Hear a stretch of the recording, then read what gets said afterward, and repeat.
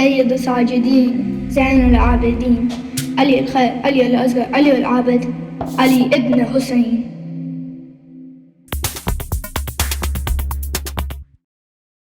Assalamu alaikum wa rahmatullahi wa barakatuh. Imam Ali ibn al-Husayn, commonly known by his title Imam Sajjad alayhi salam, which means the worshipper of Allah, is the fourth Imam and the successor after his father Imam Husayn alayhi salam.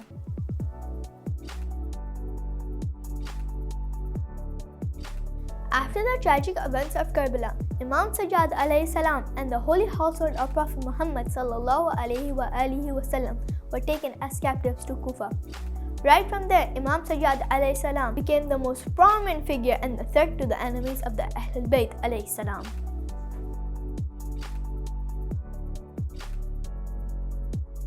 His imamate started in the most conflicting time of Islamic history. Many Shia ideologies and beliefs were being oppressed under the government of the Umayyad and Ibn Zubayr. The Umayyad fearlessly discarded all Islamic values by taking advantages of people's ignorance. The Islamic community was facing devastating injustices and corruptions, where people were prevented from gaining basic Islamic knowledge, and false nations were being promoted. Oftentimes, the Umayyad bribed famous poets and scholars with money to support the tyrannic government. As a result, many Muslims got deviated out of Islam, either because of the lusts of this world or fear. When Imam Sajjad alayhi salam spoke about his people of his time, he said, "There are not 20 people in Makkah or Medina who love us."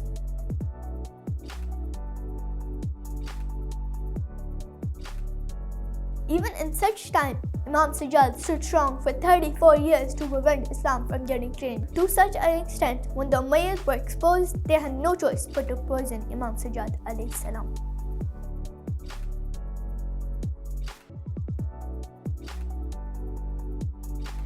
At that time, Shias did not have any armed forces and were living under the oppression of the corrupt rulers like Marwan bin Hakam and Abdul Malik bin Marwan.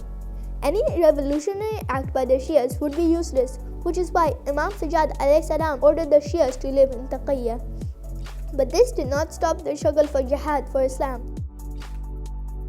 This decision was made by Imam Sajjad and was based on intellect and long-term benefits, which would lay a firm foundation for Imam Baqir alayhi salam and Imam Sajjad's future activities.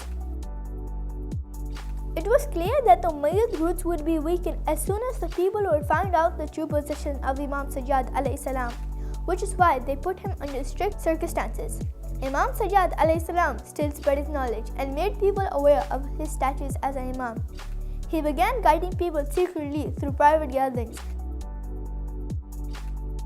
Even through sincere supplications, Sahifa as-Sajjadiyya is a combined book with more than 50 prayers of Imam Sajjad alayhi salam. In his prayers, he strongly opposed the government and made people aware about the concept of imamate. As Imam was attracting people towards the Ahlul Bayt in Medina, few movements around Iraq arose to seek the revenge of the blood of Imam Husayn alayhi salam, such as Mukhtar and Tawabin. Though Imam Sajjad alayhi salam did not publicly show his support towards these movements, various incidents infer that uprising of these movements did only occur after the permission of Imam Sajjad alayhi salam. These movements eventually also gained power in Kufa but did not last long. If Imam Sajjad alayhi salam disclosed his support for these movements, his imamate would also not last long. It has been stated that Imam Sajjad freed more than 1,000 slaves. Like all the infallibles, Imam Sajjad put utmost effort in upgrading the poor and educating them. Many slaves once freed preferred to stay with Imam Sajjad alayhi salam and further benefited from his wisdom and knowledge. Imam Sajjad's struggle in both political and social aspect is incredible, and without a doubt he is an example of resistance against oppression.